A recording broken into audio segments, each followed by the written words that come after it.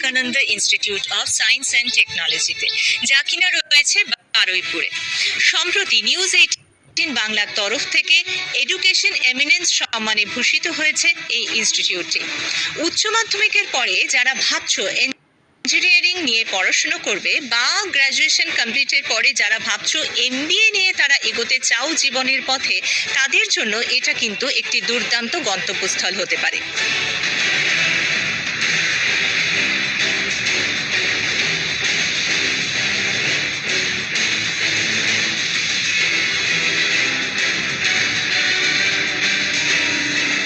Vivekananda institute of science and technology শুরু হয় 2008 সালে। যার অনুপ্রেরণায় আমরা এগিয়ে চলেছি তার নাম হচ্ছে ডক্টর নন্দন গুপ্ত। উনি আমাদের পুরো গ্রুপের ডিরেক্টর।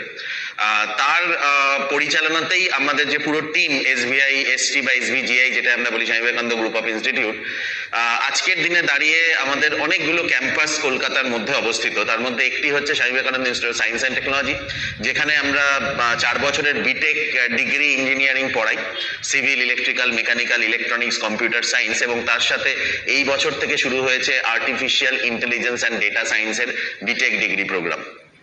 এছাড়াও 2 বছরের MBA ডিগ্রি প্রোগ্রাম পড়ানো হয় এখানে। এর সাথে আমাদের আরেকটি ইনস্টিটিউট আছে Shri Ramakrishna institute of science and technology, যেখানে ডিপ্লোমা ইঞ্জিনিয়ারিং পড়ানো হয়। এছাড়া আমাদের রয়েছে Swami Vivekananda institute of modern science, যেখানে BBA BCA biotechnology, microbiology, media science, travel tourism management, এই সমস্ত কিছুর ব্যাচেলার ডিগ্রি এবং মাস্টার ডিগ্রি পড়ানো হয়। এছাড়া রয়েছে Swami Vivekananda institute of management and computer science, যেখানে আমরা পড়াই 2 বছরের MBA ডিগ্রি প্রোগ্রাম। এই যে 4টে কলেজের কথা আমরা বললাম, এই 4টে কলেজেরই একটা রেপ্লিকা রয়েছে কিন্তু আমাদের ব্যারাকপুরে, যেটার নাম হচ্ছে Regent Education and Research Foundation, যেখানেও আমরা এই ধরনের কোর্সগুলো পড়ানো হয়। এছাড়াও তার পাশেই রয়েছে আমাদের 2020 সালে যেগুলো এস্টাবলিশড হয়েছে, সেটা হচ্ছে স্বামী বিবেকানন্দ ইউনিভার্সিটি, যেখানে আমাদের ডিপ্লোমা থেকে PhD লেভেল অবধি বিভিন্ন ধরনের প্রোগ্রাম, সেটা science, engineering, management, optometry, bioscience, বিভিন্ন ইভেন এগ্রিকালচার সায়েন্স, এই সমস্ত কিছু আমরা ওখানে পড়াই।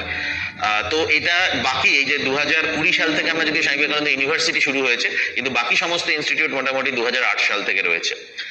তো এইটা আমাদের মেনলি আমরা হায়ার এডুকেশনের মধ্যে এই ধরনের কোর্সেসগুলো আমরা চালাই।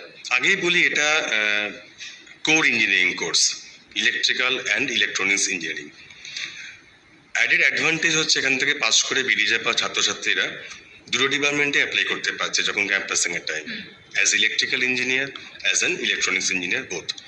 এন্ট্রি হওয়ার জন্য এখানে নর্মাল যেরকম ক্লাস 12 পাস করার পর আমরা নর্মালি 70% বা 65% অ্যাভাব স্কোরটা প্রেফার করি। কারণ কেন করি, এটা কোনো নিয়ম বা কোনো কিছু নেই।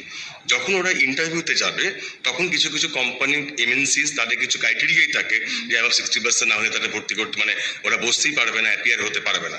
সেই কারণে 60% অ্যাভাব মোটামুটি যারা এলিজিবল তারা অ্যাপ্লাই করে। এইবার কিছু কিছু ক্রাইসিস থাকে, কিছুটা একটা ইয়ার ওয়াইজ ক্রাইসিসটা একটু মানে চেঞ্জেস হতে পারে।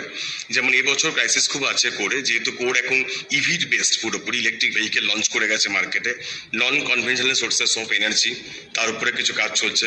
বিশেষ করে ইন্ডিয়ান গভর্নমেন্ট প্রচুর ইনভেস্ট করতে চলেছে সেমিকন্ডাক্টর ডিভাইসের উপরে। তো এই দিকগুলো তাকিয়ে যেহেতু কোর ডিপার্টমেন্টে খুব এখন বাড়ছে ক্রমশ, just similar to IT based আর আদার কম্পিউটার সায়েন্স ডিপার্টমেন্ট, তো সেই জন্য একটু রাশ রয়েছে। ভালো মার্কস হলে পারে এন্ট্রি নিতে সুবিধা আমাদের কলেজে, আমাদের ডিপার্টমেন্টে।